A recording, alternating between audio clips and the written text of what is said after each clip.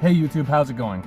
If you're in a conversation and you want to command respect, these are 5 words you can use that other dominant people use when they talk. If you talk and you want people to be captivated by what you say, it starts here.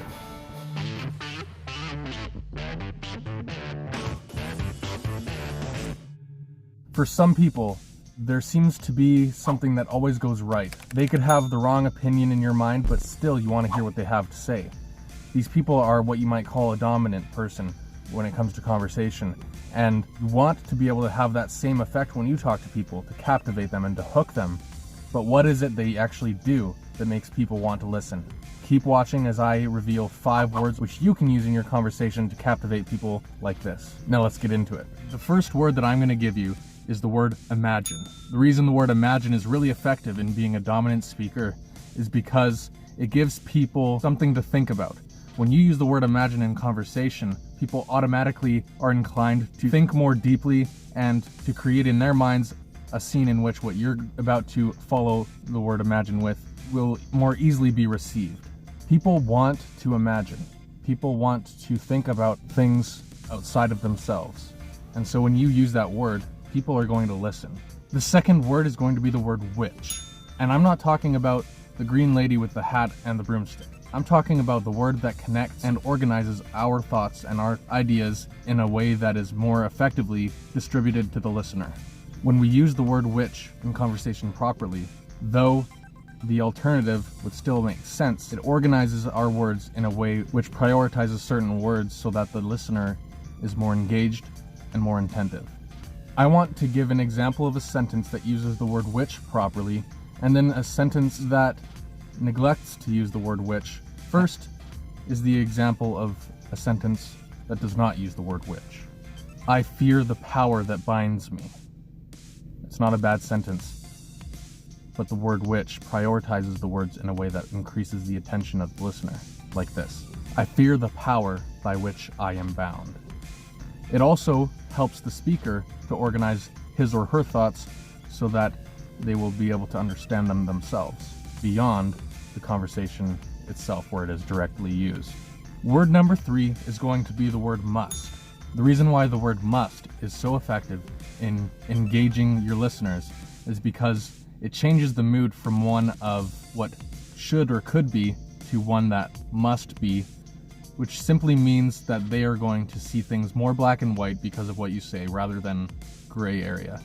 And that itself changes their perspective of you as a speaker because they see you as commanding and strong. The alternative would be when not using the word must in a sentence sounds like this. We should never give up in this fight. And then using the word must in a sentence would sound like this. We must never give up in this fight. The difference between the two examples is that in the one that did not use the word must, it's one that allows for someone of higher authority than you to either challenge or correct you. When you say should, it implies that there's room for adjustment to your statement. Rather though, when you use the word must, you are the authority in that statement, and others are to respect yours. The fourth word I'm going to go into is the word because. It's a common word, it's one we may use a lot.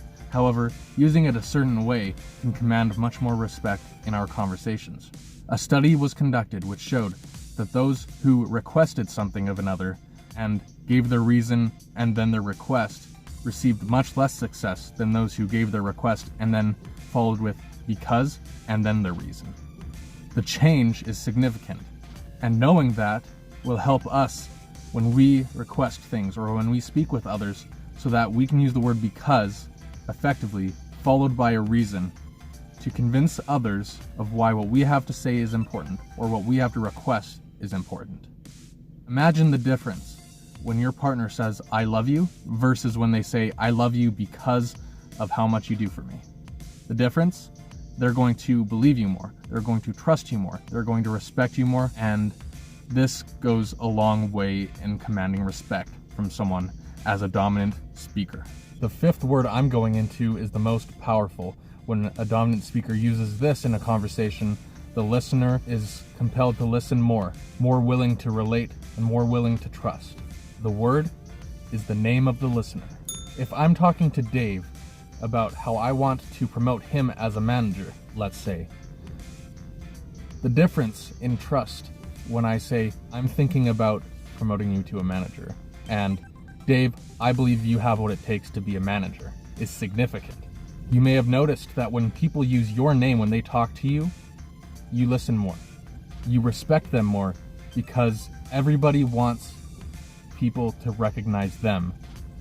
And so when people use your name in a conversation, this happens. And so you can do this too as a dominant speaker. You can use the name of those you're talking to frequently, especially if you don't know them well yet, because that will make them feel like you know them, like you're paying attention to them, and that's what everybody wants.